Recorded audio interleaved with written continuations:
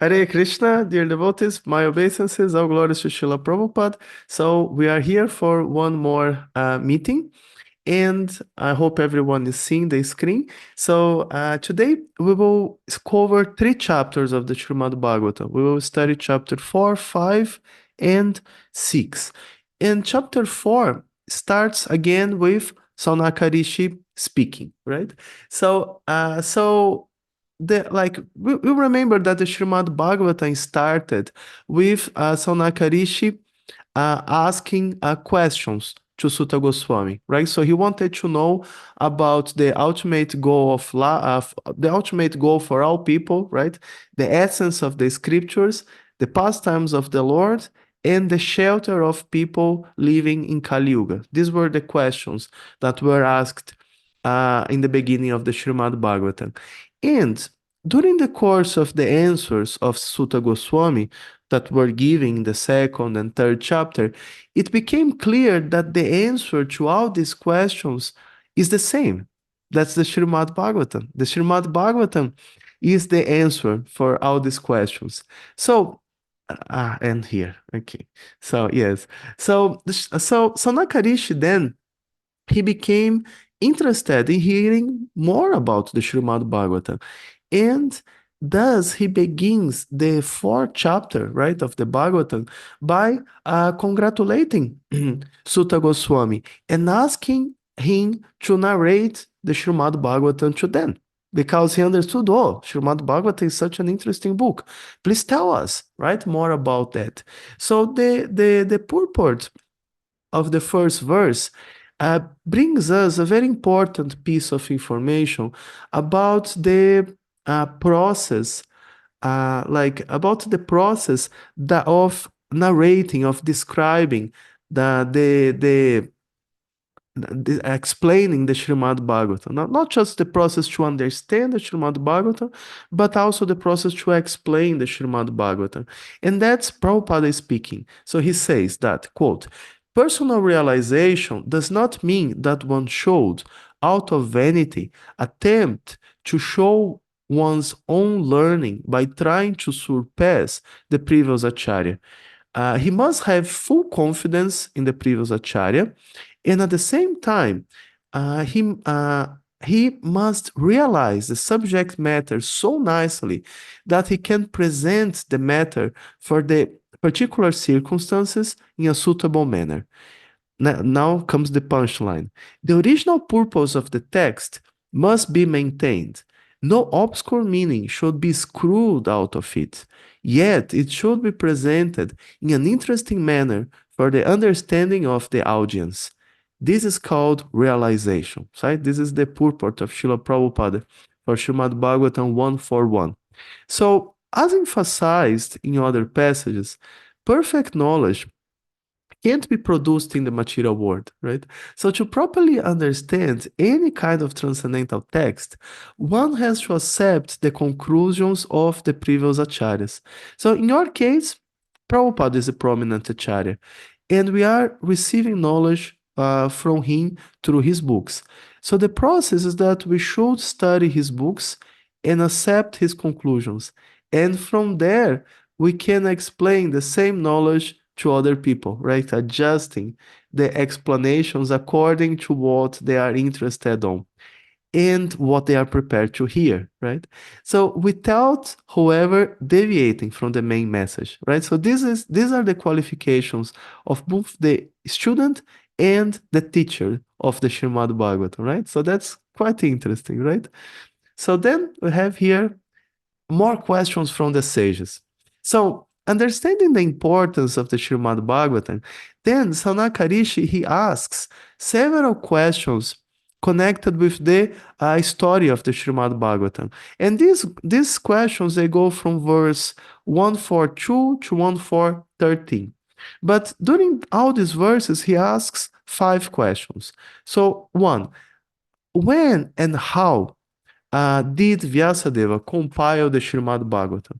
And why did he feel the need to write this additional book, even after compiling all the Vedas? Right? Good question. Vyasadeva wrote so much. Why he felt the need to write one more book at the end, right? Then second, Sukadeva Goswami was liberated from birth.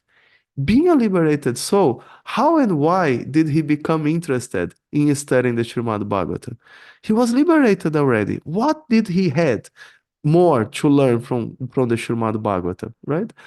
And then three, Sukadeva Goswami was completely uninterested in mundane activities.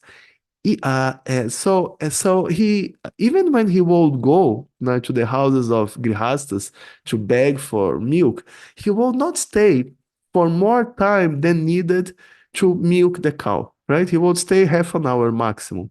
So how is that he spent 7 days with Maharaj Parikshit, who was not only a householder but a king, right? Involved with all kinds of material activities, right? This is astonishing, right? 7 days with a king. Why? And why did Maharaj Parikshit, renounce everything to hear the Srimad Bhagavatam and fast until death? Because he was a king, he was so powerful, he had everything. And even if he was detached, how could he abandon his duty as a king? Right? So all of this is bewildering. What led him to do that? And last, how was Sukadeva Goswami recognized as the qualified speaker by the king and all the sages who assembled around him? Because no one knew him. He just appeared there. How did they recognize him, right? So these questions are actually quite profound. And Sutta Goswami will dedicate most of the remaining chapters of the first canto to answer these questions. So this first canto thus describes the scenario of the Srimad Bhagavatam, telling us how this literary incarnation of Krishna manifested, right, appeared in this world. And in this connection, it's also interesting to note that the whole first canto narrates the conversation between Sutta Goswami and Saunaka Rishi and the questions and answers, right, involved in this conversation. So, like, and then the conversation between Sukadeva Goswami and Maharaja Parikshit, it starts a little later. It starts only from the second canto. It starts from the first verses of the second canto. And similarly, the second half of the 12th canto, the last canto, like after Maharaja Parikshit passes away at the end, it also narrates discussions between Sutta Goswami and Saunaka Rishi.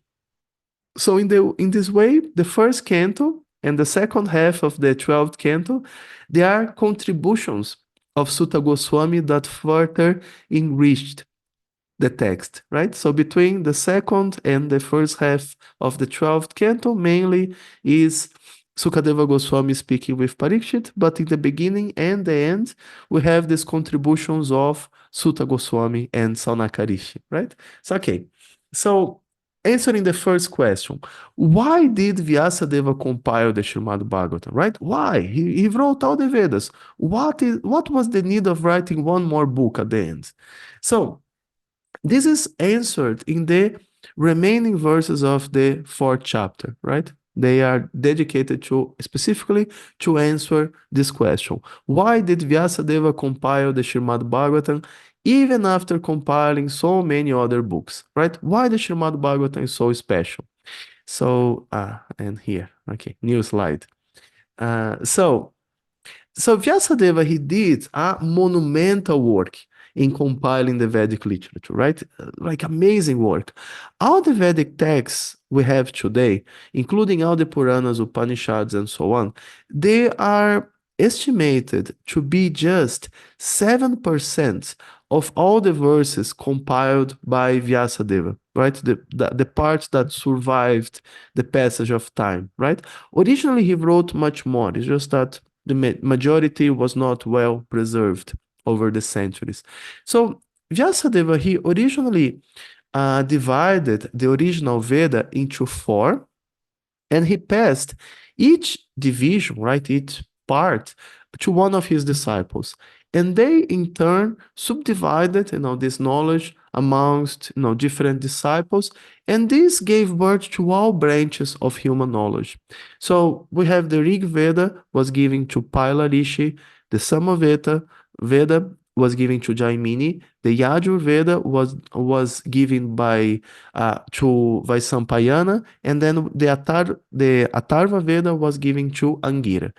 And in his purport, Prabhupada makes an interesting observation. He says that the original source of knowledge is the Vedas.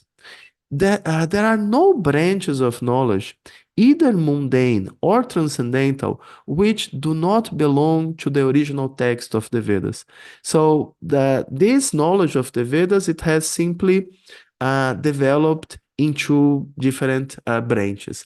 So the Vedas, they include both spiritual and material knowledge, and all branches of human knowledge, including like sciences like medicine, mathematics, chemistry, astronomy, physics, etc. Right?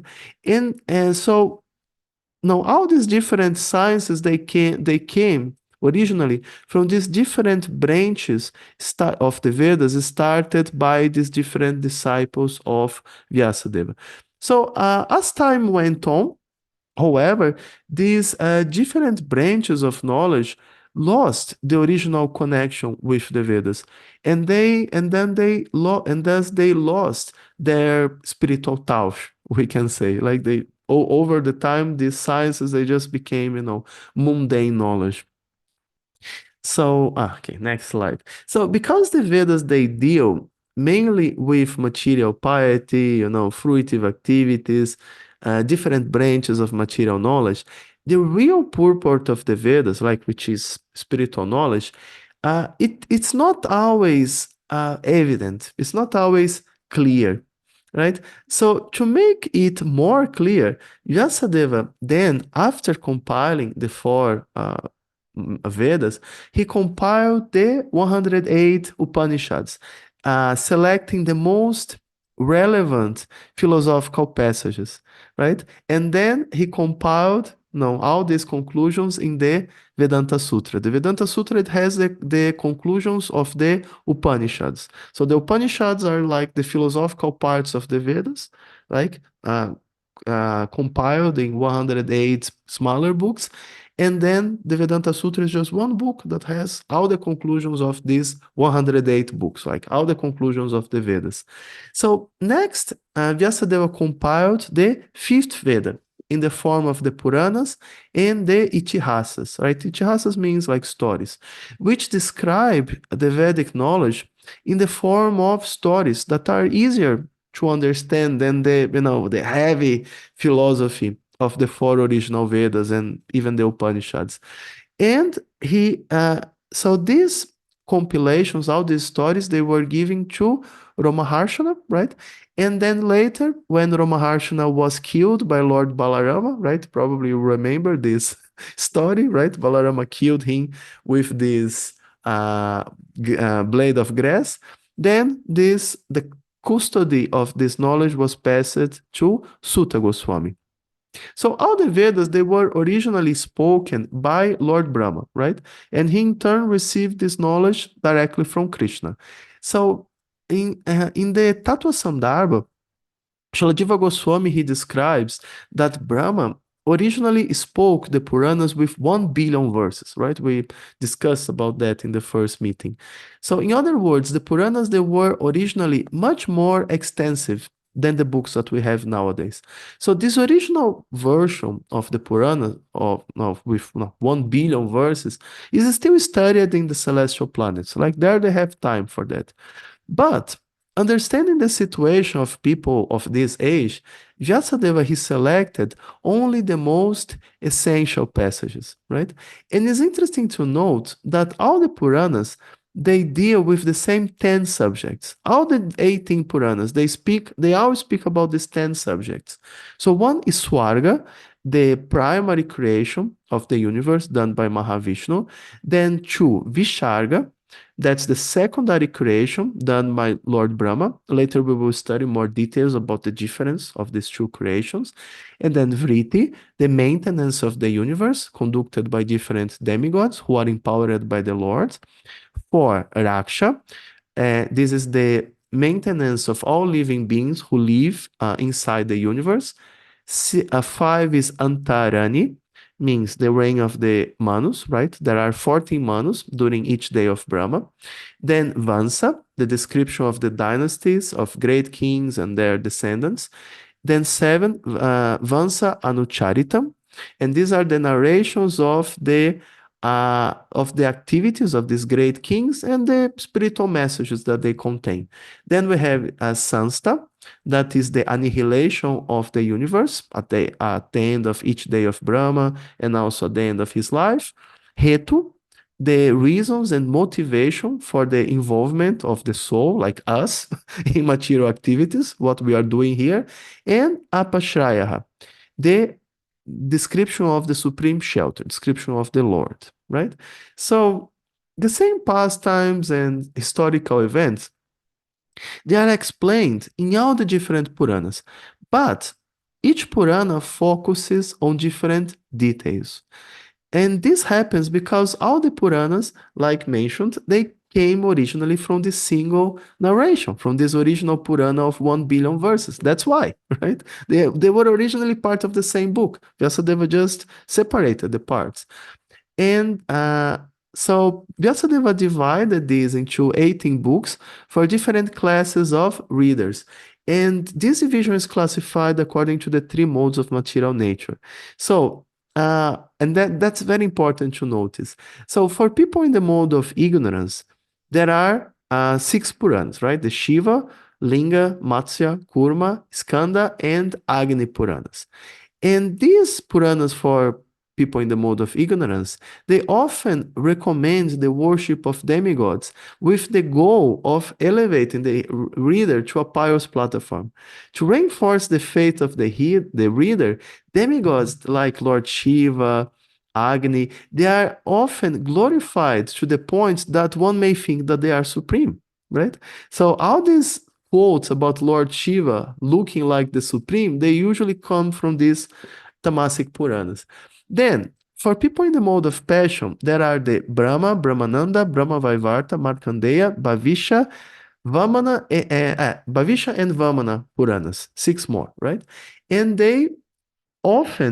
these 6, they often emphasize fruitive activities mixed with spiritual knowledge, and they offer rewards for the reader in exchange for spiritual practice, right? So this is common in the Puranas in the mode of passion. And finally, for the readers in the mode of goodness, there are the Vishnu, Bhagavata, Garuda, Naradiya, Padma, and Varaha Puranas.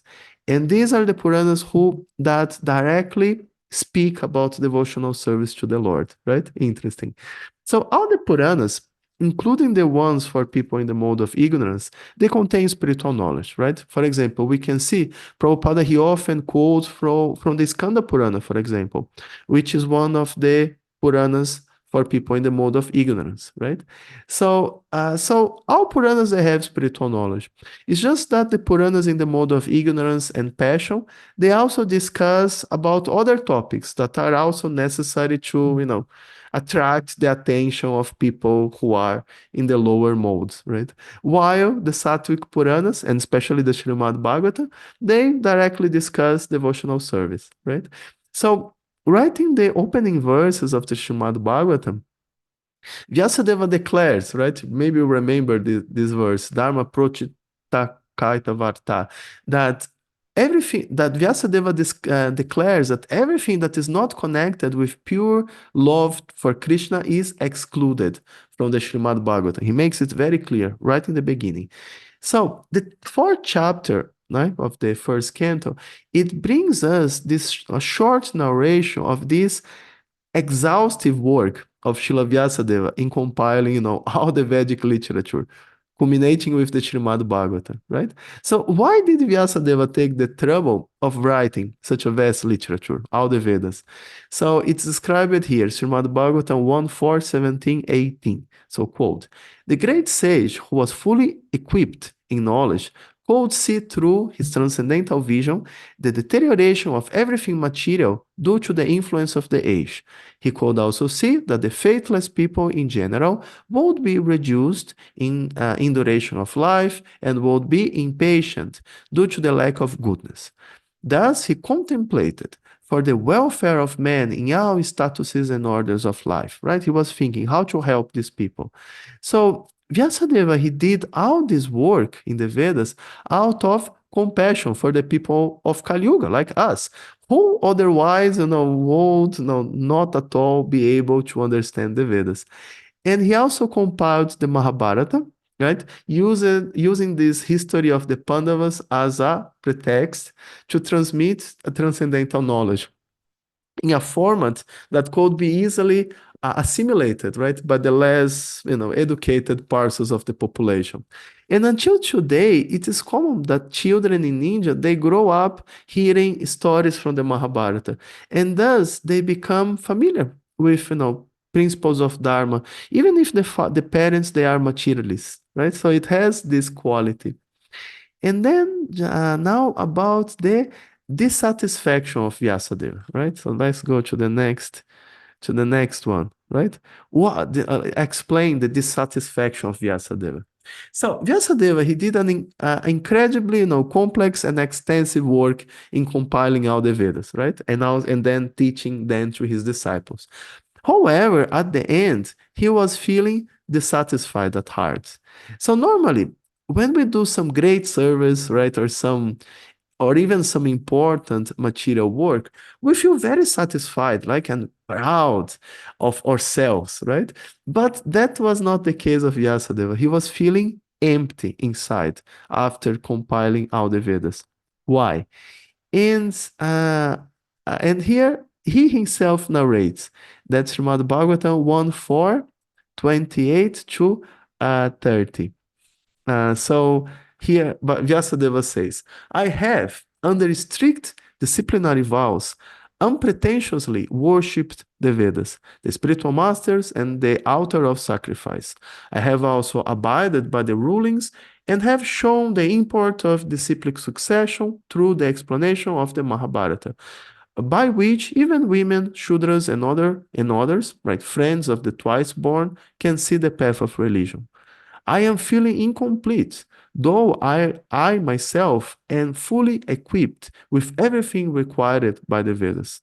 Interesting, right? That's Vyasadeva himself speaking.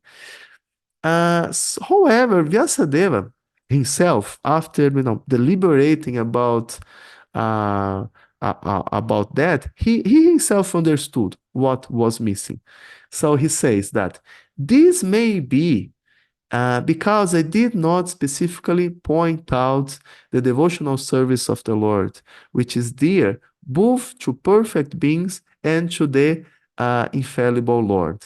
Right? So he himself notices what is lacking to speak more about devotional service.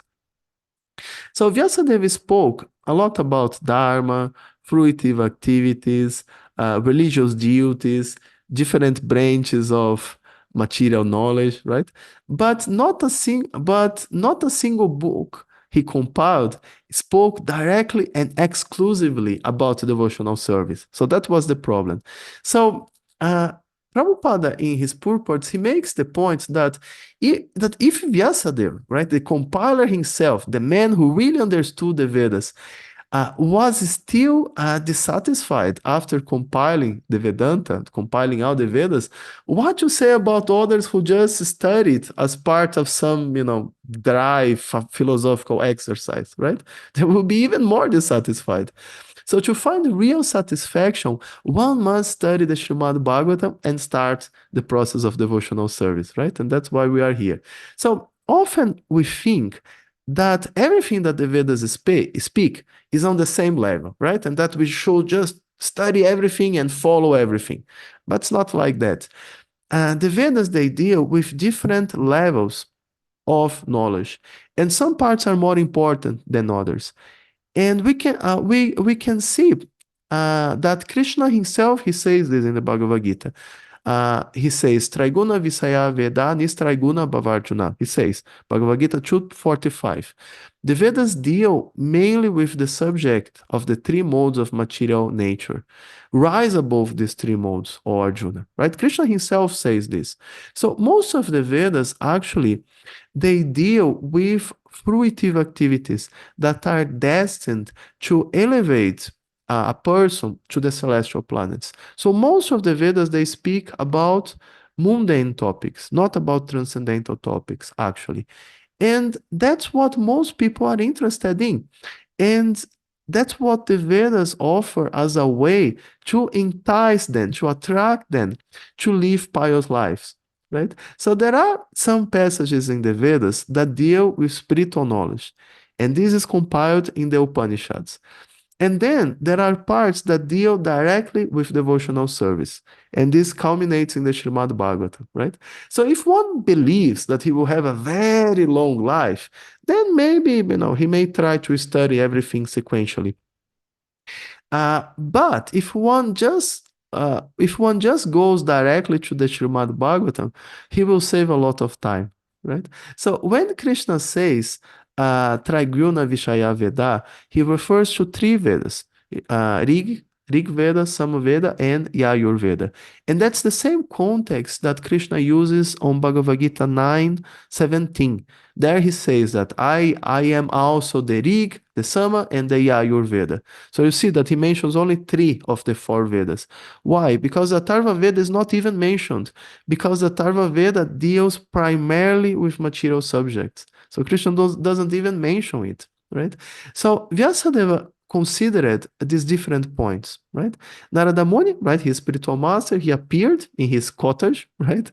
Like this, you can see here another illustration. So he appeared in his cottage, and understanding the situation, Narada Muni immediately confirmed what was missing. So that's Bhagavatam 152. So Narada Muni says, addressing Vyasadeva, the son of Parashara, Narada inquired, you are satisfied?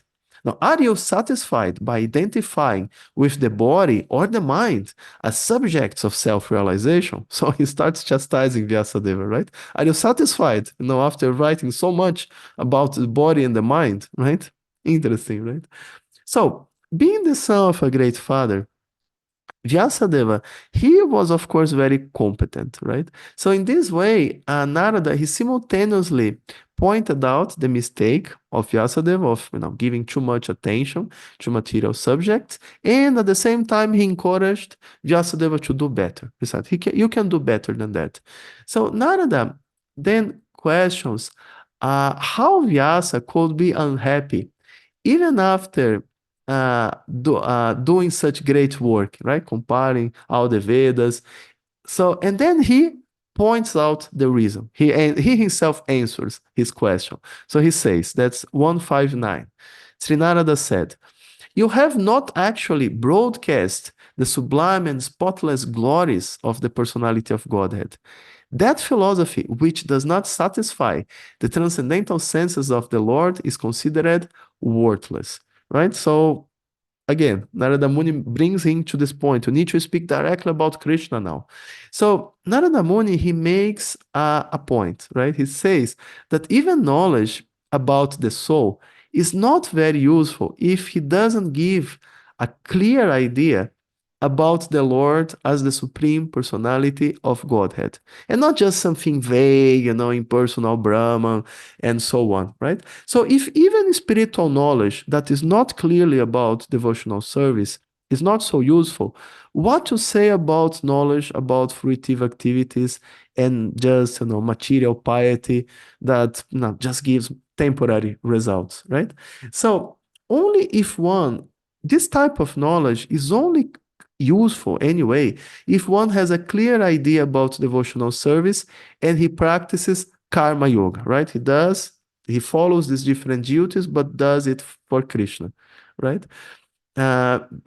So because without that it's not very useful at all. So you see that in any case everything revolves about devotional service. Without at least a little bit of devotional service, no other branch of knowledge is really useful. So in this way, Narada Muni, he makes clear that Vyasadeva should write another book, and this time speaking directly about devotional service to Krishna, right? And of course, Vyasadeva is surely qualified to do that. And then here, Narada speaks more. That's 1, 5, 12, and 13. Knowledge of self-realization, even though free from all material affinity, does not look well if devoid of a conception of the infallible God. What then is the use of fruitive activities, which are naturally painful from the very beginning and transient by nature, if they are not utilized for the devotional service of the Lord, right? Interesting question. O Vyasadeva, your vision is completely perfect. Your good fame is spotless. You are firm in vow and situated in truthfulness. And thus you can think of the pastimes of the Lord in trance for the liberation of the people in general from all material bondage. And then in the next verse, right, Narada makes another important point. He says that whatever you desire to describe that is separating vision from the Lord simply reacts with different forms, names, and results to agitate the mind, as the wind agitates a boat which has no resting place. The people in general are naturally inclined to enjoy, and you have encouraged them in that way in the name of religion. This is very condemned and is quite unreasonable. So because they are guided under your instructions, they will accept such activities in the name of religion and will hardly care for prohibitions, right? So Narada is explaining several important things here. So, although Vyasadeva had good intentions when he compiled the Vedas, the problem is that most people, especially in Kali Yuga, they don't understand the purpose of the Vedas, right? So they take the parts that are interesting for them, right? Fruitive activities, to go to the celestial planets, mental speculation about, Supreme Brahman, impersonalism, and they forget about what is really important, right? And Prabhupada makes a point here in his purport that Prabhupada says that Srila Vyasadeva should not have compiled any Puranas other than the Bhagavad Purana, because a slight deviation from that may create havoc for self-realization. A slight deviation can create such a havoc. If a slight deviation can create such a havoc, then what we speak of deliberate expansion of the ideas separate from the absolute truth, personality of Godhead. The most effective part of worshiping demigods is that it creates a definite conception of pantheism, like many gods, ending disastrously in many religious sects detrimental to the progress of the principles of the Bhagavatam, which alone can give accurate direction for self-realization in eternal relation with the personality of Godhead by devotional service in transcendental love. Right? Interesting, right? Prabhupada makes very strong purport here on this point. So, okay, Vedas restored. So, after the beginning of Kali Yuga, people in India, they quickly forgot about any conception of devotional service, right? They just became attached to fruitive activities like karma kanda, especially animal sacrifices, right? They started, liking very much to kill animals to eat the meat. So thus, the real purpose of the Vedas was completely lost, and people, they just became immersed in materialism and in hedonism, killing animals in so-called Vedic sacrifices just to eat their flesh, right? So such terrible situation. So in such a situation, the Lord appeared as Buddha to teach the principles of non-violence. So since it's easier to build a new house than to fix an old and broken one, Lord Buddha, he rejected the Vedas in the process, right? So after Lord Buddha, people stopped completely studying the Vedas. Then later, Sankaracharya, he brought people back to the study of the Vedas by preaching his monistic philosophy, right? Which was nothing more than a covered version of Buddhism. but based on the Vedas. So that was Sankaracharya, right? Mayavada philosophy. It's Buddhism, but based on the Vedas. And this paved the way for Ramanujacharya to speak about a personal God and devotional service to him. And he sustained his points by quoting passages from the scriptures, right? And these ideas, they were further reinforced by Madhavacharya. So in this way, the people from Kali Yuga were gradually elevated by a sequence of acharyas, little by little, culminating in Sri Chaitanya Mahaprabhu, who established the supreme goal, right? Complete, full goal of the Vedas, pure devotional service to Krishna.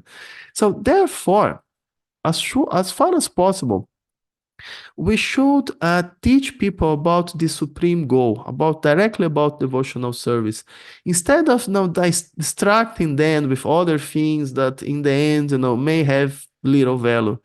And that's what Narada told Vyasadeva, at least, right? So interesting. So the story of the Srimad Bhagavatam. Next slide. So, okay. So it's interesting to note that the Srimad Bhagavatam was compiled 2 times, right? First, as one of the 18 Puranas, compiled by Vyasadeva before the Mahabharata, and later as the Srimad Bhagavatam that we have today, with the help of Sukadeva Goswami and Sutta Goswami, right? So the story was that after compiling all the Vedas, right, including the original Bhagavad Purana, the Mahabharata, the Vedanta Sutra, Vyasadeva was still feeling dissatisfied, right? Not having, sufficiently described the glories of the Lord, right? That's what we are seeing today.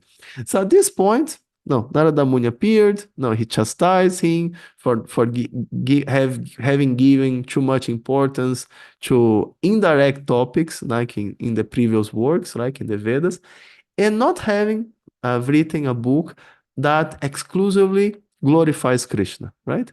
And then after that, Vyasadeva, he proceeded to compile the second version of the Srimad Bhagavatam and expanded this original Bhagavad Purana that he had compiled earlier, right? And Jiva Goswami, he explains that. This is from the Tattva Sandarbha, very wonderful book, verse 48. So Jiva Goswami says there that Sutta Goswami states in this verse, beginning with Sa Samhitam, Bhagavatam 178. In this verse, the phrase Krita Nukramya, after compiling and revising, indicates that Vyasadeva first wrote the Srimad Bhagavatam in an abbreviated form, and that later on, after being instructed by Sri Narada Muni, he expanded and rearranged it. Thus, two apparently contradictory statements are reconciled, right? One found here in the Bhagavatam, saying that Bhagavatam was composed after the Mahabharata, and other found elsewhere, like Skanda Purana, Prabhasa Kanda, 294, saying that Mahabharata was compiled after the 18 Puranas, right? So see, he explains that Vyasadeva compiled the Bhagavatam 2 times. So this Bhagavatam, compiled by Srila Vyasadeva, was then spoken to Sukadeva Goswami, who explained it to Maharaja Parikshit, right? And the way that self-realized souls, they perceive spiritual knowledge is different from us. That's also an interesting detail.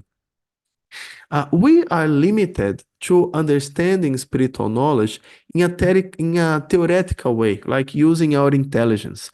But we can't directly perceive it. We can't directly see the pastimes, right? We just describe it like as blocks of information. So we may study the pastimes of Krishna in Vrindavan, for example, but we can't directly see these pastimes, right? Self-realized souls, however, they are connected with the spiritual reality, and they can directly see these pastimes. So when Sukadeva Goswami received the Srimad Bhagavatam from Vyasadeva, he not only received a set of verses, but a direct vision of the pastimes that are described there. So when he said, sorry, when he sat to narrate the Srimad Bhagavatam to Maharaj Parikshit, he didn't just repeat the original verses compiled by Vyasadeva, but he directly described the pastimes based on his spiritual vision as a direct witness. So both Vyasadeva and Narada Muni, they were present hearing this description by Sukadeva Goswami. And both, they became very amazed, as if they were hearing the Srimad Bhagavatam for the first time. Vyasadeva compiled it, but when Sukadeva Goswami spoke, he said, "Whoa, what is this book? No, I never heard it before." Right? Interesting. So Sukha means parrot. So it's described that when a parrot bites a mango, this mango becomes even sweeter than originally, right? So similarly, Sukadeva Goswami was able to make the Srimad Bhagavatam even sweeter by his recitation, even though it was already relishable by all classes of men. So Sutta Goswami was also present at the assembly, right? Sukadeva Goswami spoke to Parikshit, Sutta Goswami later spoke to the sages. So when Sukadeva Goswami spoke, Sutta Goswami was also present at the assembly. And he later narrated the Srimad Bhagavatam to the sages in Naimisharanya, also adding his contribution in the form of the first and last cantos, right? As well as a few, supplementary explanations along the text. And this final version of the Srimad Bhagavatam was then, commented, by all different acharyas, like through the centuries, culminating with Prabhupada, who studied all the previous commentaries, and he added his own realization. And thus, the Bhagavatam that we have in your hand is the product of the cooperation of Vyasa, Sukadeva Goswami, Sutta Goswami, and all the previous acharyas who commented it, right? So by studying it, we can associate directly with all these powerful personalities, right? So amazing, right? And then next slide, we have the Vedic, the appearance and disappearance of Vedic knowledge, right? So going back to the work of Vyasadeva in compiling the Vedas, another point to consider is that the Vedas are an extremely extensive mass of knowledge, right? That is available completely only in the upper planets. So different parts of the Vedas and the Puranas, they appear and disappear in your planet over the course of time, right? Repeatedly being lost and then reestablished, by some great sage or some demigod, and so on. So someone comes, speaks a book of the Vedas, the book continues in the parampara in your planet for some time, then eventually the book is forgotten, and then someone has to come later to transmit the same book again. So the Bhagavad Gita, and that's 4:1-3, Krishna explains how he originally transmitted the Bhagavad Gita to Vivasvan, right? Many millions of years ago. But then, after many millions of years, in this line of disciplic succession was broken. And then he was transmitting again the Bhagavad Gita to Arjuna, right? Who was qualified to start a new disciplic line. So just like the Bhagavad Gita, other portions of the Vedas, they also exist eternally, but they become available in human society at different times, right? They become available or not in human society at different times. So at the end of Dwapara Yuga, most of the Vedic knowledge, it had been forgotten, right? And thus Vyasadeva, he came to restore and organize this mass of knowledge so it could become available, right, to the people in Kali Yuga. So this knowledge will not be, completely forgotten. And as I mentioned, like most of the original work of Vyasadeva is currently lost, right? We have access to only about 7% of the original verses. However, this is not as like a tragical loss as it may seem, right? It's not so bad, because the Srimad Bhagavatam, it contains all the confidential meaning of the Vedas, right? So Srila Vyasadeva, he wrote the Vedanta Sutra, giving the conclusions of the Vedas, like in a condensed form, And then the Srimad Bhagavatam is like an elaboration of it. So it's not by chance that Prabhupada spent so much of his effort writing this commentary on the Srimad Bhagavatam, because he forecast that this commentary of the Srimad Bhagavatam that he wrote would become the most prominent book of knowledge during the Golden Age, the 10,000 years of the Golden Age predicted by Lord Chaitanya, right? So we are on the right direction. So although lamentable, right, the fact that about 93% of the Vedic knowledge compiled by Vyasadeva was lost is actually not as tragic as it may seem, because the Srimad Bhagavatam includes all the important conclusions that were made even more accessible by the commentaries of Srila Prabhupada, right?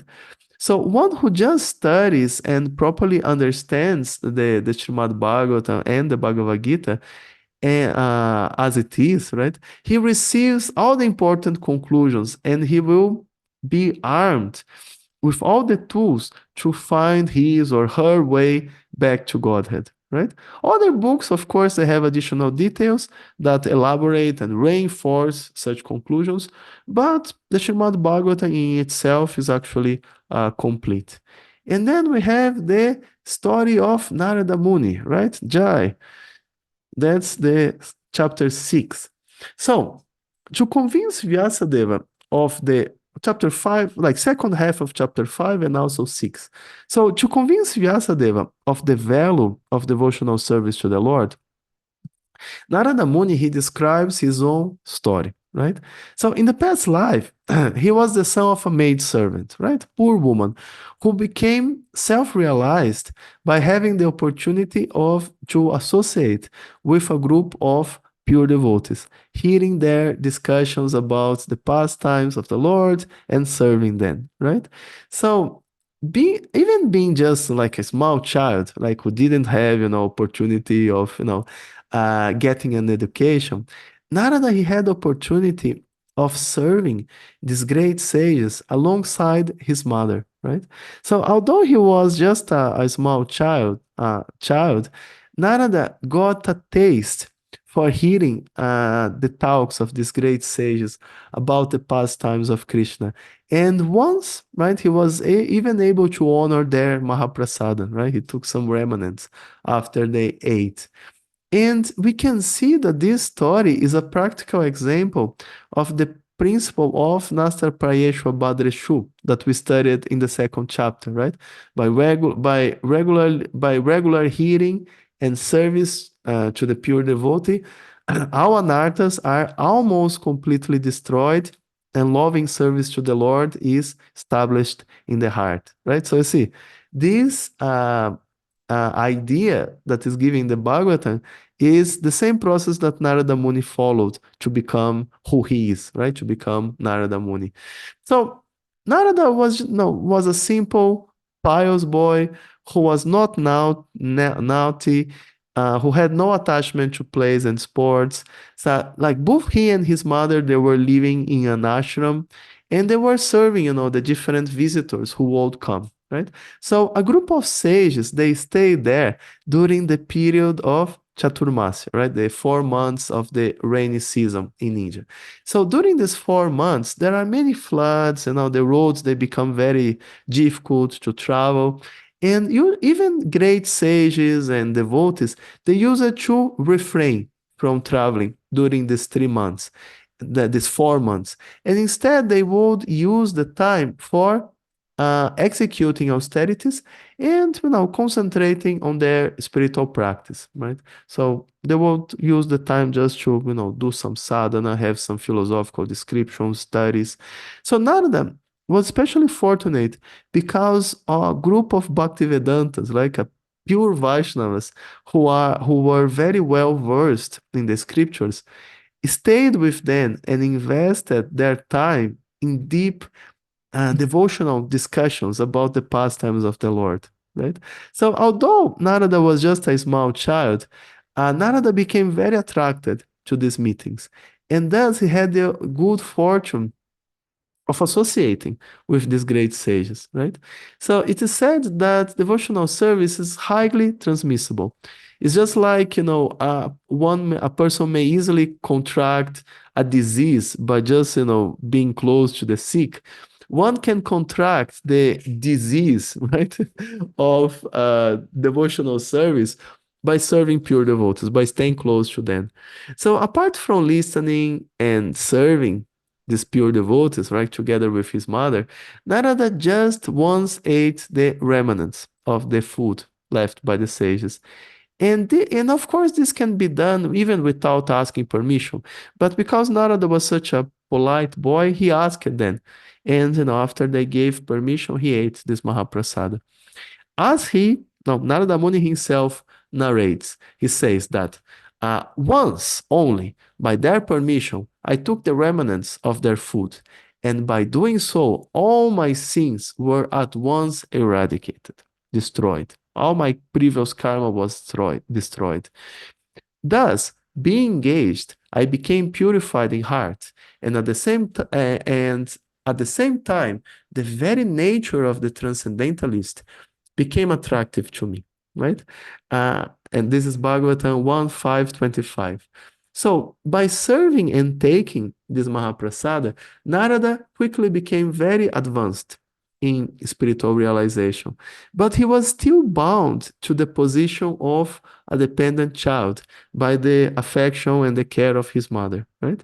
And due to this, when the Bhaktivedantas left, like in the end of Chaturmasi, in the end of the 4 months, like he was not able to go with them. He wanted, but he was not able to. He had to stay with his mother. However, after a short time, the mother of Narada passed away after being bitten by a snake. And instead of becoming morose, unhappy, right? Narada accepted it as the will of providence, as destiny, as the arrangement of the Lord. And this is also a lesson for us because often the Lord uses material difficulties as a way to move us around and make us spiritually qualified. So, by understanding that the Lord is just in the process of giving us something better, we can face these situations without lamentation, right? So after this, no, he cremated the body of his mother. And interesting, he did this by burning the whole house where they were living, right? So he burned the house, he cremated the body of the mother. So now there is no going back. And he started traveling alone. And by practicing meditation, he was able to quickly see the Lord for a short while. He had this quick darshan of the Lord, right? So by seeing the Lord, the spiritual senses of Narada immediately awakened, right? So while we are in this body, we need to do one thing at a time, right? But in a spiritual body, all the senses, they work independently. And there is no such a limitation. You can do as many things as you want, all simultaneously. And Narada describes this experience on Srimad Bhagavatam 1.6.17. So he says, O Vyasadeva, at that time, being exceedingly overpowered by feelings of happiness, every part of my body became separately enlivened, right? The spiritual senses appeared. So being absorbed in an ocean of ecstasy, I could not see both myself and the Lord, right? Interesting. So this verse proves something that Prabhupada mentions in different passages, right? He explains that our spiritual body is part of the soul, and thus it's present in us even now, right? It's here already. It's inside the heart. It's just covered by the material body, as well as the mind, intelligence, and so on, right? All these material coverings. So when these external layers are removed, the spiritual body automatically manifests. Right? It doesn't have to be gained from some separate source. It's there already. And we can see that in the case of Narada Muni, as soon as he saw the Lord, his spiritual body became active. The spiritual body was already there, right? However, after just a moment, the Lord disappeared. Boom.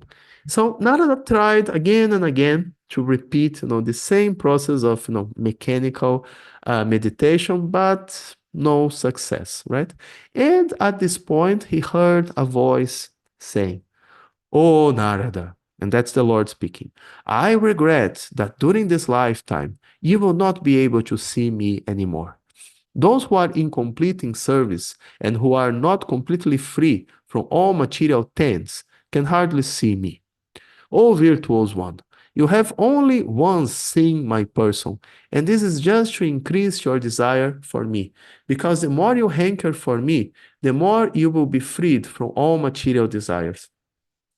And at this stage, Narada was in the stage of Brahma Bhuta, right? He had become free from material contamination due to the association of the sages. But he hadn't come to a platform of like pure devotional service. So there are two steps in your spiritual realization.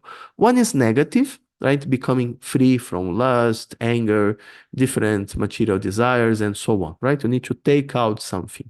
And this culminates in the stage of Brahma Bhuta, or liberation, when we become free from all material contamination, right?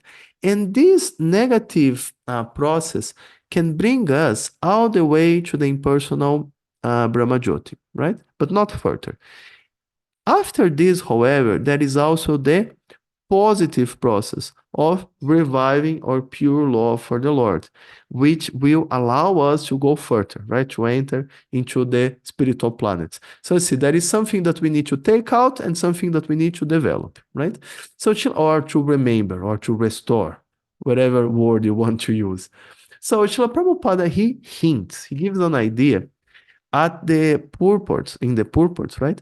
That Narada, at this point, he was situated in the mode of goodness, right?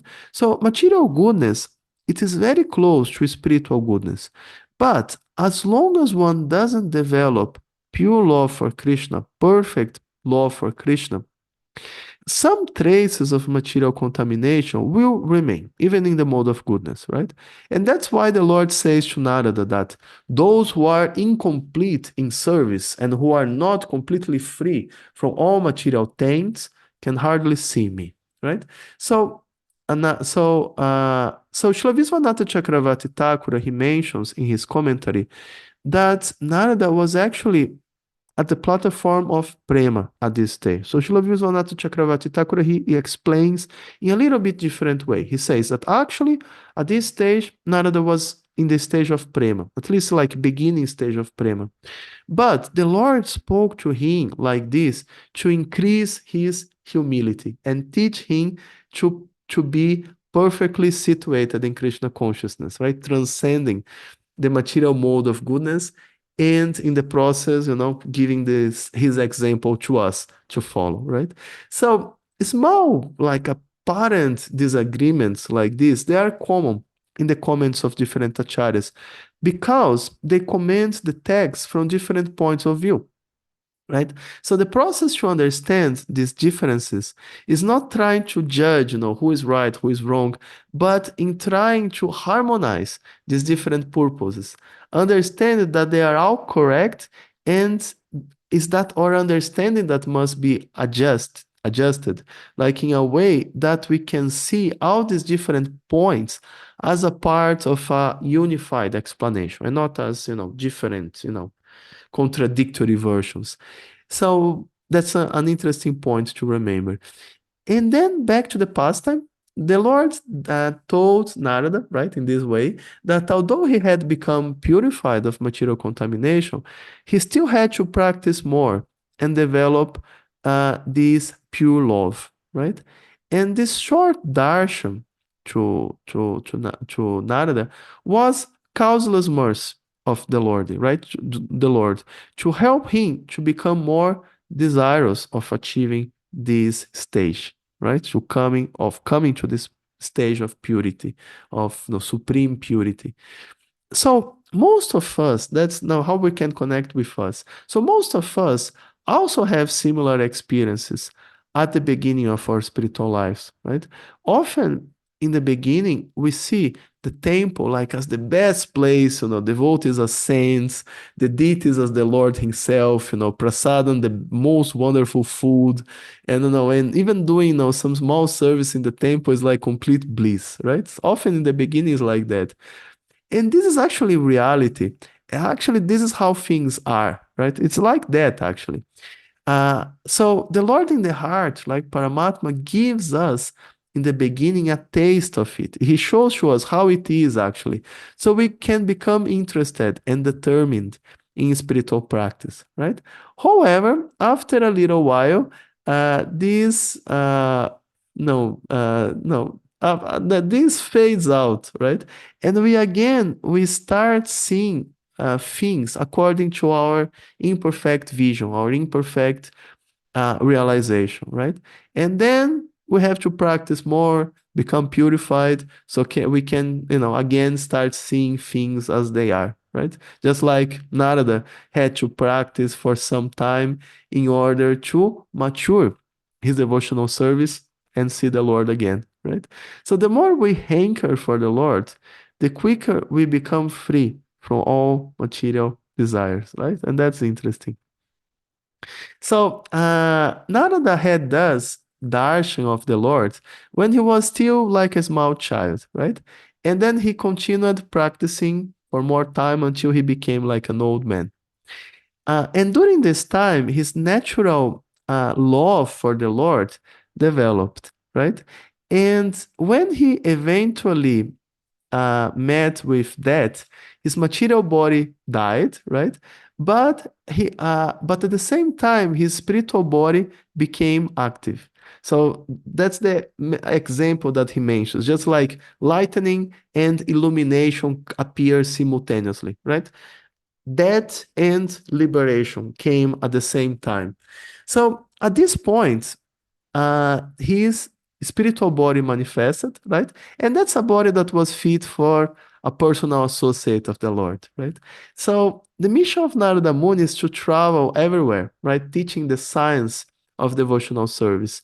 And he continued as one, and he's counted, right, in the Srimad Bhagavatam as one of the incarnations of the Lord, because he is especially empowered to do this, to preach the message of the Lord.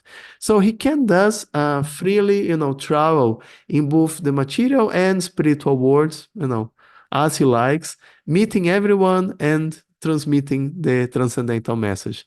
And he is especially empowered to always be at the right place at the right time.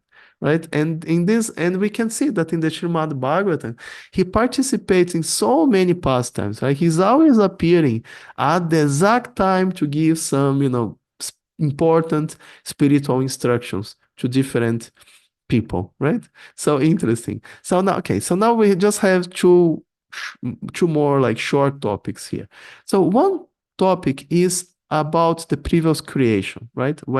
Because all this, right, this story that is narrated here, Narada as the son of the maid servant, meeting the Bhaktivedanta, serving them, and so on. This happened during the previous day of Brahma, right? So every time the universe is created, things they go on more or less the same way. The posts of the demigods, they are, occupied by qualified souls, like the art, as well as other planets. They are there, and people live, more or less in the same fashion, like following the sequence of the 4 years, like again and again.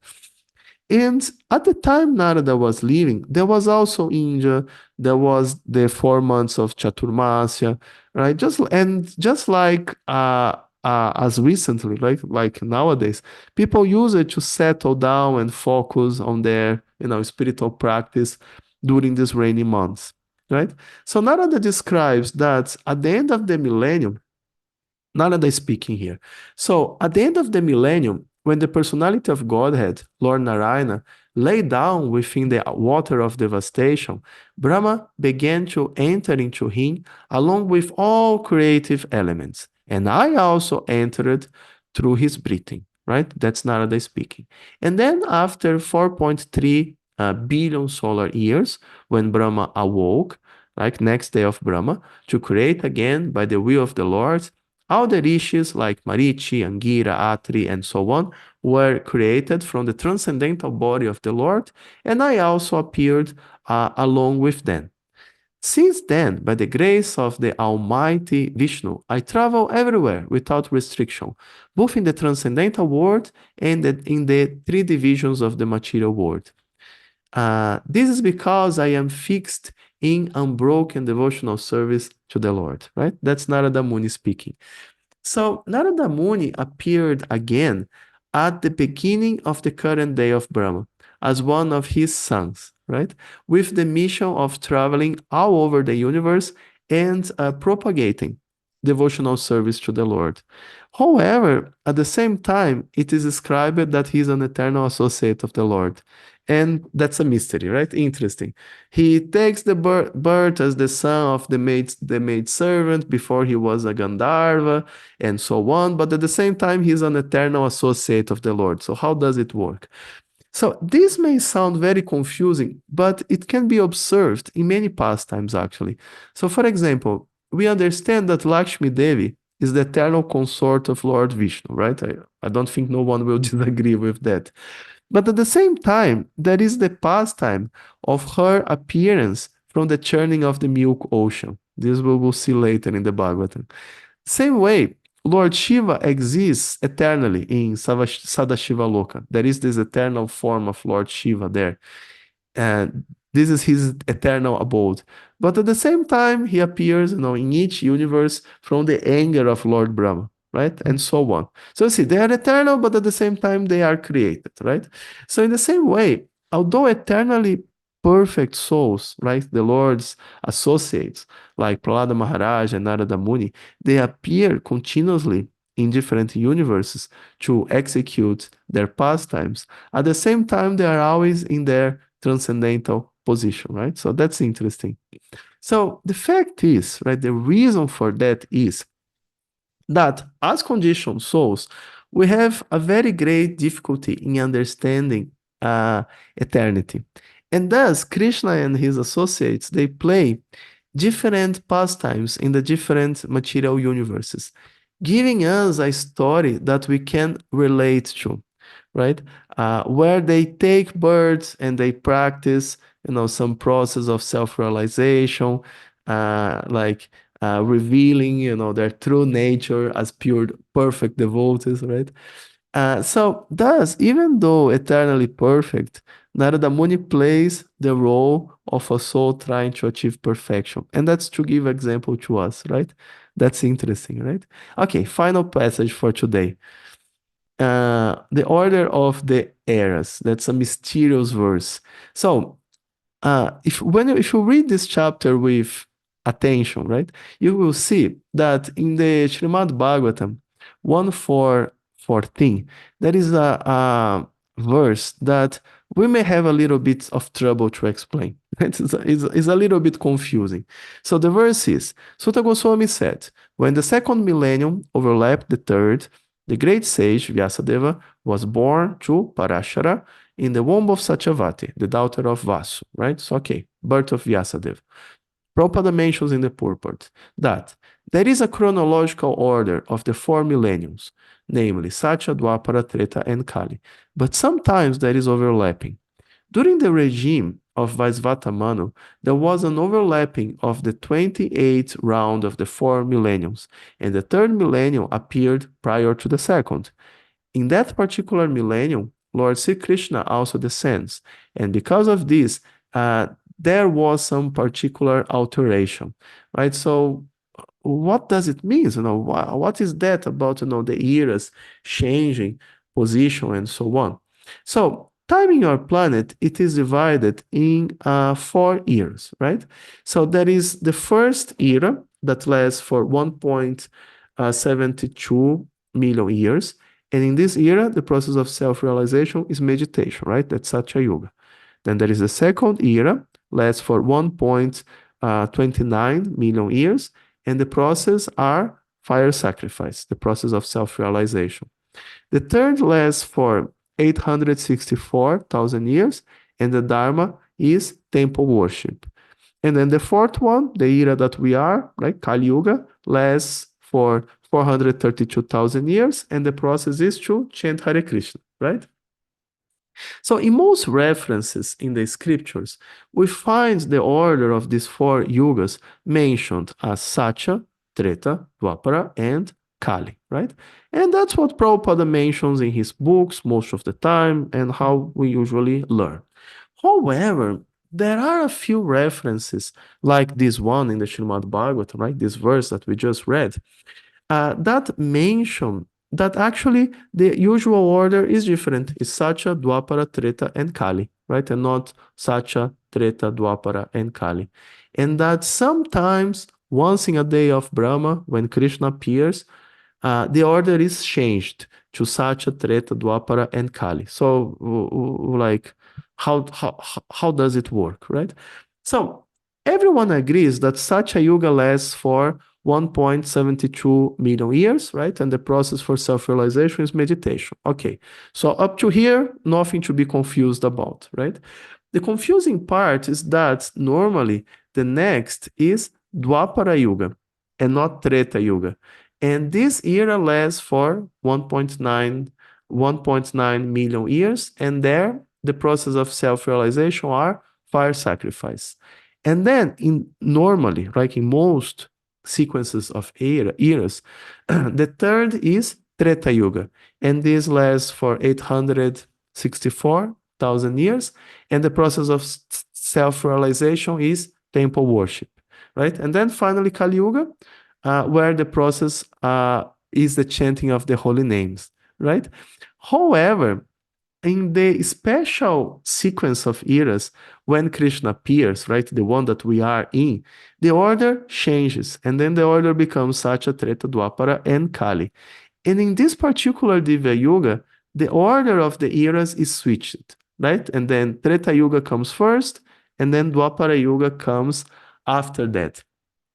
And in this special Divya Yuga, Treta Yuga lasts for, I'm going to put here is going to become easier to understand. So in this special Divya Yuga, when there is this inversion, this overlap, Treta Yuga lasts for 1.29 million years, and the Dharma for the age is temple worship, and then Dwapara Yuga lasts for 864,000 years, and then the Dharma is fire sacrifice. You can see here in these slides the regular order that happens, most of the time, and the Dharma for each era.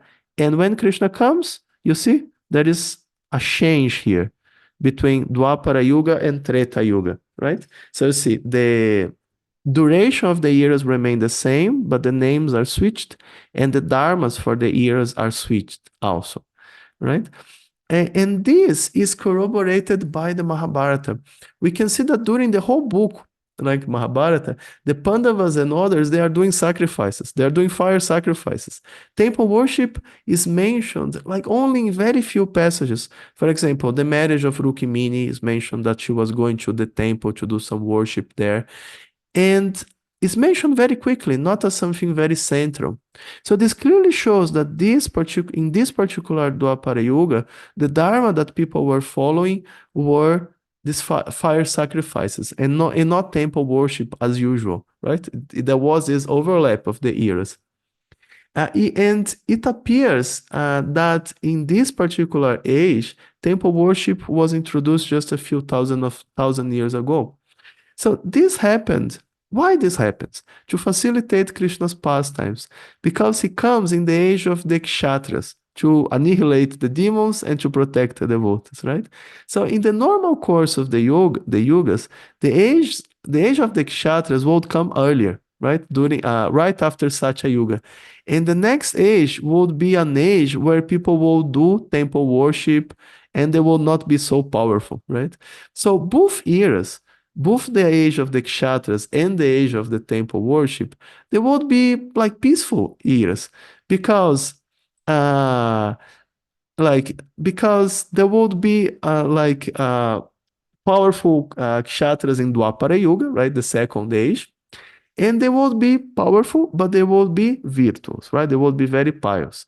And then in Treta Yuga, when people start having the third era, where people start, having more vices, there will be no more powerful kshatras to fight and destroy everything. Not many conflicts. However, when Krishna comes, the order is switched, right? And then we have these explosive combinations of the vices of the third age combined with the presence of powerful kshatras. And this sets the stage for all the conflicts that Krishna uses as a pretext for his pastimes involving the Pandavas, the battle of Kurukshetra, and so on.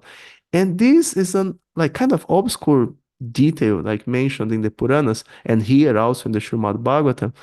And it doesn't make much of a difference in practice, but just for you to understand it. So if someone asks and that you don't have doubts about it, also I'm just trying to explain here, right? Prabhupada mentions in the verse, so we are studying here, so there is no doubt. Okay, so let me. I will stop here the sharing. Now we can go to questions. I hope you prepared some questions, or if you want to comment something, you can also use for that. So I'm stopping the sharing. Okay. Now let me increase here. Okay. Okay, so, and then there is a question here in the chat, just 1 minute, from Vidya. Where is the swapping of Dwapara and Treta Yuga mentioned? This is directly here on the Srimad Bhagavatam, especially in the purport of Srila Prabhupada. This is Srimad Bhagavatam 1.4.14. Prabhupada says that there is a chronological order of the 4 millenniums, namely Satya, Dwapara, Treta, and Kali. So see, Prabhupada mentions this regular order that Dwapara Yuga comes first. But sometimes there is overlapping. During the regime of Vaisvatamana, there was an overlapping of the 28th round of the 4 millenniums. In the third millennium, right, Treta Yuga appeared prior to the second. So see, that's where the age that we are now. Treta Yuga came first and Dwapara Yuga came after. And in that particular millennium, Lord Sri Krishna also descends, and because of this, there is some particular alteration. If you check the Sanskrit of the verse, it's also clear that in the Sanskrit that it's speaking about the order of the ages, just like Prabhupada follows in the purport. So, it's really like this. I'm just trying to explain, but that's what Bhagavatam says, right? Okay, so yes, Prabhu. Haribol, Hare Krishna, Hare Anupam Krishna. Das. Hare My Krishna. obeisances. Thank you for your nice explanation. I had two questions. One is related to I think this is the first time Okay, let's do Krishna one at a basically, time, like first one, then yeah, the other. sure, Okay. sure. The first one is that I think this is the first time in chapter 6 of the first cantos that Uh-huh. Krishna appears in the Bhagavatam. Yes. And he doesn't show himself in his form, but he manifests in the heart of Narad Muni. Narad Muni, he gets the darshan on the lotus seat of his heart, isn't it? And Yes. then Krishna speaks to him, and when he lost, because I'm trying to keep track how many times Krishna appears or speaks in the Bhagavatam. This is the first Okay. time, isn't it? Yeah, okay, that's the first time. Yeah, first time that First Krishna time. appears. Actually, it's Yes, like yes, this is Lord Vishnu who appears to Narada yes, Muni in this passage. But anyway, Lord Vishnu is Krishna, right? It's just technical difference. yeah, yeah. And I was wondering, that everybody wants to do wants to see Krishna and Narad Muni. What you actually described, he did his best, and then he got darshan, and he was completely devastated when he lost that darshan. And Yeah, then just imagine you see Krishna, and then when people lose their boyfriend or girlfriend or husband or wife, people cry already, right? Imagine that you see yeah, Krishna. Krishna is in front of you. Oh, Krishna, my Lord! And boom, he disappears. Right? Imagine, yeah, right? So such big devastated. suffering, right? Yeah, yeah. So the other point is that in chapter 5 there are two slokas, 17 and 19, which deal with if somebody in the process Okay, falls down. let me first open. This is chapter 4. Chapter 5, 5. text 17 and 17. 19. Yes, 1-7. 17 and 19. Okay, let me Yeah, open here. and Okay. 17, and both verses are about one in the process in sometimes falls down while in the immature state, and 19 is falls down somehow or other. So many times for these situations, one refers to Bhagavad Gita, chapter 9, verse 30. Mm. So maybe can you enlighten us what the connection is with 9:30 or the difference in these verses? You were mentioning the verse of Bhagavad Gita that Krishna says that once one reaches his transcendental abode, he never comes back. This one? No, that 9:30 is about that people also can fall down sometimes, but then they will take up. Okay, let me see. Okay, this one, that even if one commits the most abominable action, if Yeah. he's engaged in devotional service, he's to be considered saintly because he's properly situated in his determination. Yeah, so here you see in these three verses that you mentioned, Krishna is speaking about like immature devotees who are not yet in the perfectional stage. So, no, when one is still not, completely clean of material desires and so on, it's natural that sometimes he may commit mistakes. Right? He may fall down for some time and then he comes back and he does some offense or whatever. So this go on for some time while this process of cleaning is being done, right? Well, people commit mistakes while we are still conditioned, at least partially. It's natural that we will commit mistakes. But what these verses make that, see, verse 17, even if while one may sometimes fall down in an immature stage, there is no danger of his being unsuccessful. Means it's just a matter of time. Of course, the more he falls down, the more times it takes for the process to work. But even then, it's just a matter of time. He's going back to God. That's already a fact. It's just a matter of how long it's going to take, right? So that's reassuring. And then 19 that says that even though a devotee sometimes falls down somehow or other, he certainly does not undergo material existence like others, like people who were never devotees. Why? Because even if he falls down, even if he completely forgets about Krishna, right? Just goes back to become a materialist, still he's being protected by the Lord. So his situation, even if he falls down, is different from people who were never practicing devotional service. So that's really reassuring. And then even more, Bhagavad Gita, chapter 30, Krishna says that even if a sincere devotee, even if he does the most outrageous things, is still Krishna considers him saintly because he's trying. Because at least he's trying. He's trying to be a good devotee. It's just that he's weak or whatever. He has bad habits, so he's doing some strange things sometimes. But still, Krishna doesn't reject him. So you see, these three verses, they're very reassuring, right? For us, right? Because, I don't know about you, but no, I'm not in this perfectional stage. So, I know that I may commit mistakes. And it's interesting to see these reassuring verses that, okay, even if you make mistake, Krishna will help you. Don't worry. Just continue practicing, right? That's interesting, right? Yeah, sure. Thank you, Prabhu. Thank you, Prabhu. And then there is Arya Anurag on the chat. He says that I'm currently outside, so my question will be in this message. If Sadashiva lives in Shivaloka, Sadashivaloka, right?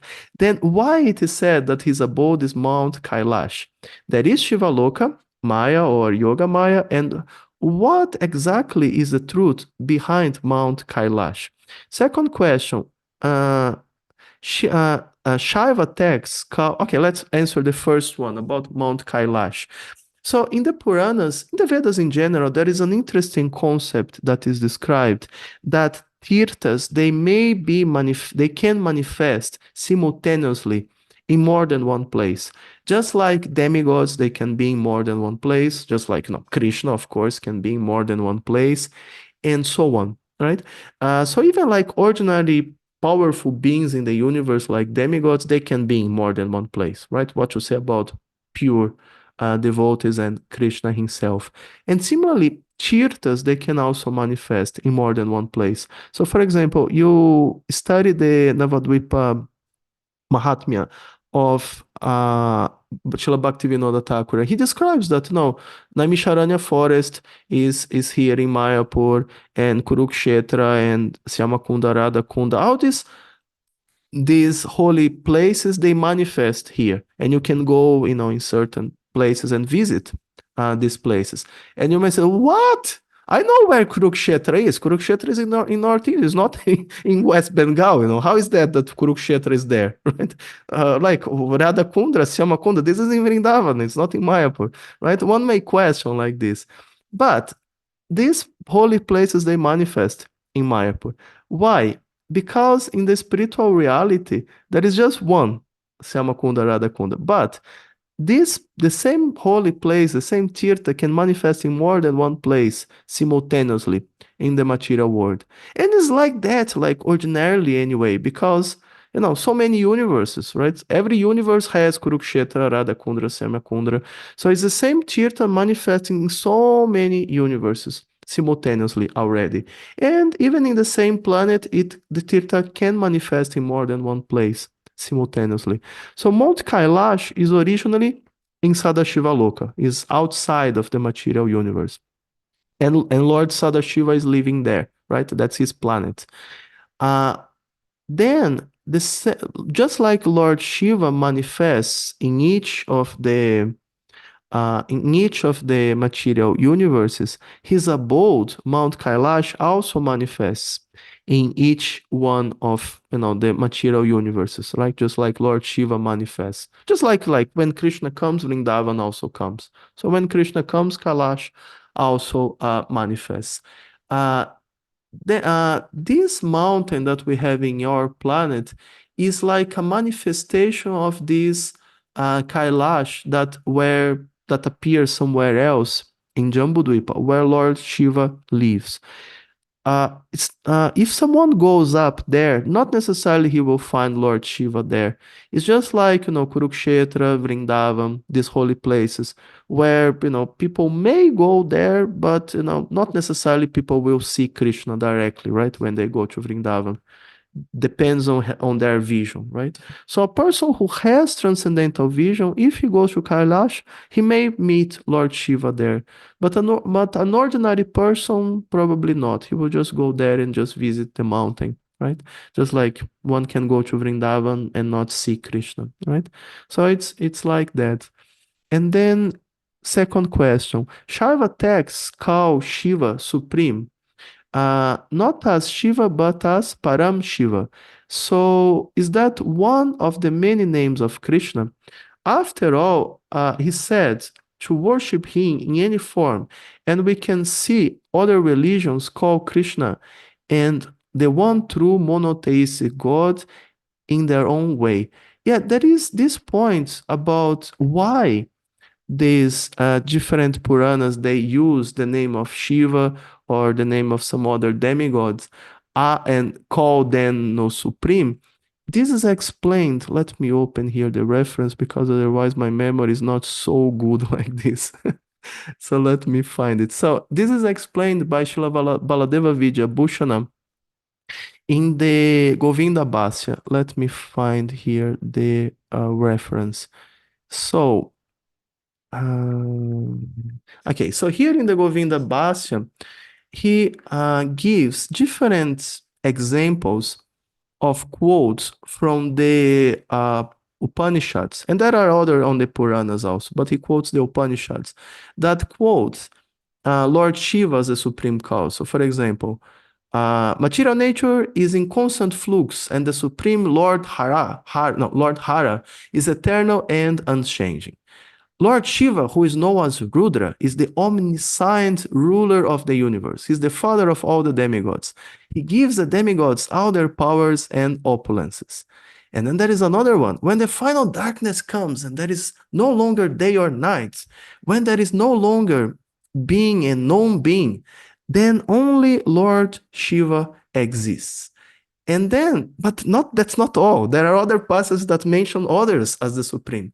So, for example, there is one passage that mentions pradana, the mass of material elements as supreme. Like from pradana, this material world was born. This world knows only pradana. This world merges into pradana at the time of annihilation. Nothing else is the cause of this world. And then there is one that says that jiva, the soul, was the supreme. Interesting. From the jiva, all the elements of this world have come from. In the jiva, they rest without moving, and they finally merge into the jiva. Nothing else is the cause of this world. And then, like, one may become really confused. Now Lord Shiva is described as the supreme, pradana is described as the supreme, even the jiva is described as the supreme. So how is that? And that's something that the Vedanta Sutra 1428 answers. Etena sarve vyakhyata.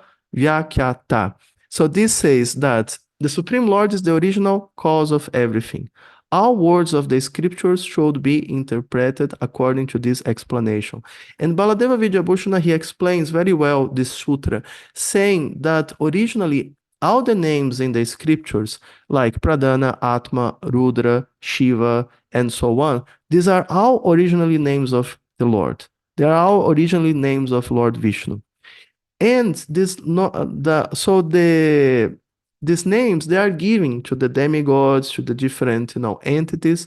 They're kind of loaned to these different beings, right? But these are actually kind of secondary possessors of the name. The real possessor is Krishna, the Lord himself. So he explains that when a verse uses a particular name of some demigod or someone else in a way that doesn't contradict the Siddhanta, doesn't contradict the scriptures, then you may accept this as a name of the demigod or the soul or someone else, right? The direct meaning, the person being described, right? But when the usage when the name refers to some characteristic that is a characteristic of the Supreme Lord, like being the supreme origin, the Supreme Lord, the creator of everything, etc., then the name should be accepted in the meaning of being a name of the Lord. So when it says that Lord Shiva is the supreme, means Lord Vishnu is the supreme. The Lord is not, the verse is not speaking about Lord Shiva, the demigod. It's speaking about Krishna. You understand? The name is used in this passage as a name of the Lord, not as the name of the demigod. And similarly, when it says Atma is, the Atma is the supreme, Atma means the Lord, not the Jiva, and so on. So this is quite interesting, right? All these passages of the Puranas and the Upanishads that describe Lord Shiva or Agni or others as the supreme, the word is being used as a name of the Lord and not as the name of the demigods. And so Srila Baladeva Vidyabhushana, he makes a long argumentation on that, quoting verses and so on. So that's interesting, right? So that's so many intricate points, like in the scriptures, that we need to understand to fully understand the scriptures. And that's why, especially in India, there are so much confusion connected with practically anything in the Vedas. People can't agree with anything practically. They can't agree even if who is God.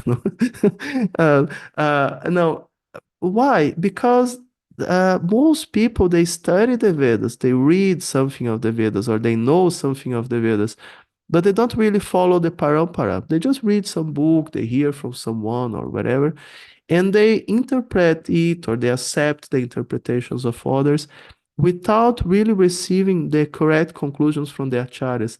And that's the point that Jiva Goswami makes so strongly in the Tattva Sandarbha. He proves, back and forth from the top to bottom, from, left to right, right to left, that there is no way to understand the scriptures without accepting the conclusions of the acharyas. And that's a very important point to understand. In our case, the direct acharya is Srila Prabhupada. So if we study his books and we accept his conclusions, then we will be very well armed to understand the Shastras. But many, like including many devotees, they go on this path that Prabhupada is only teaching the ABCD, there is something more. And then they reject these conclusions of Prabhupada. And these are the devotees who probably will have to stay, many more lives in this material world, to understand something, because they just become completely confused about everything. You can't, really discuss anything about them because they don't know anything. They're just confused about so practically everything. Okay, Vijay, you have a question? Hare Sorry. Krishna Prabhuji, Hare Dandavat Krishna. Pranam. My obeisances. All glories to Srila Prabhupada. All glories to Srila Prabhuji, Prabhupada. can you please pull up the slide of the different yugas? Okay, let me okay, it's still here. So just 1 minute. I just need to find it. Um Krishna. No. Okay, it's here. Where is share?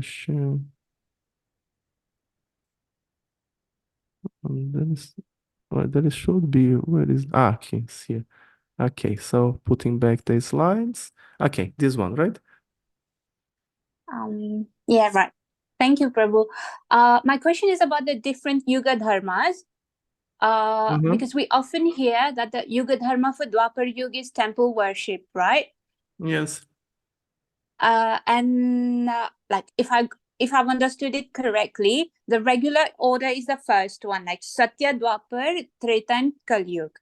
And then when the Lord personally descends, then it switches between Dwapar and Treta. Yeah, it's interesting right? that formally it's supposed to be temple worship in the third yuga, but we see that practically speaking, the dharma changes because no one is doing temple worship in the Mahabharata. Everyone is doing fire sacrifice. So nominally, is still supposed to be temple worship, but I'm just speaking like practically speaking, it becomes fire sacrifice. It swaps. You see, it overlaps. And that's what Prabhupada mentions here in the purport, it's quite it's quite interesting, right? It's not so easy to understand, but I just try to explain. Actually, it's because of that following. shlok. Yes. Sorry. Yes, you sorry. know that shlok which says whatever we do, whatever is achieved by meditation in the Satya Yuga, and whatever is achieved by fire sacrifice in the Treta Yuga, and whatever is achieved by deity worship in the Dwapar Yuga, that same is achieved by Harinam Sankirtan in Kali Yuga, right? Yes. So that's why the Yuga Dharmas are clear in that shlok. So that's why I was a bit confused here, because even when the Lord comes, the Yuga Dharma here appears to be fire sacrifice, as you were saying. Yeah, so like I said, nominally is temple worship in the third yuga, right? But just works like that. Also, many times the verses, they don't directly specify the names of the eras, but they specify only the order, like first era, second era, third era. And then the name of the era is kind of open to the interpretation, right? Okay, Prabhuji. Thank you. Hare Krishna. Thank you very much.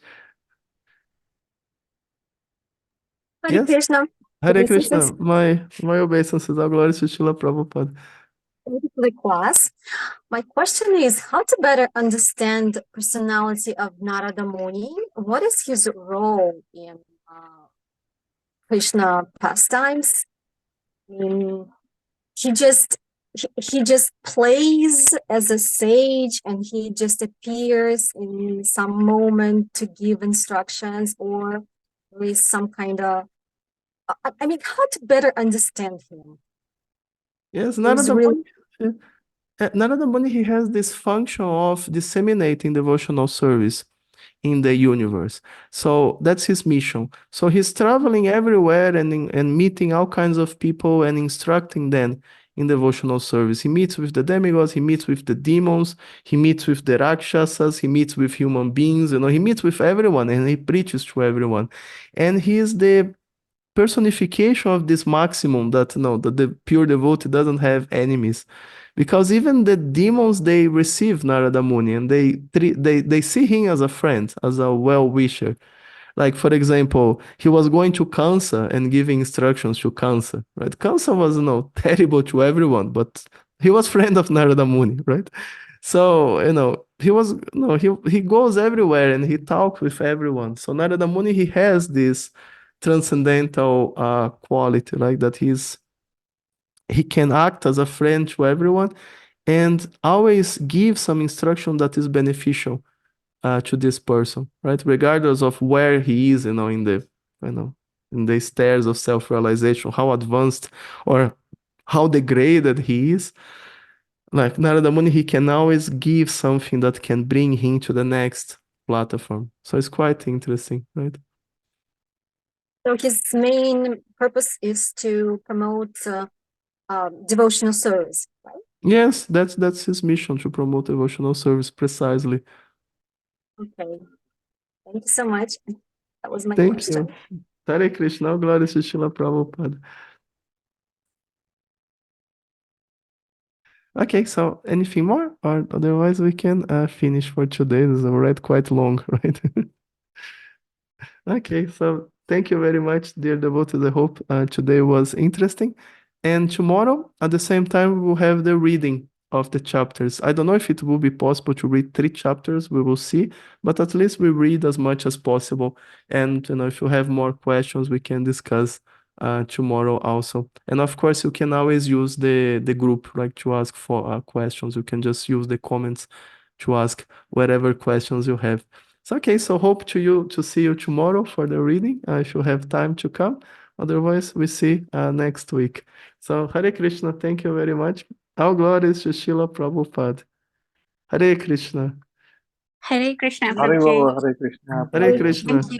Thank you very much. Hare Hare Krishna. Krishna. Oh, Hare Krishna, Lord. Welcome. So Hare Krishna, all glories to Srila Prabhupada. Grantaraj Srimad Bhagavatam ki jai. Srila Prabhupada ki jai. Jai. Hare Krishna. Yeah. Hare Krishna.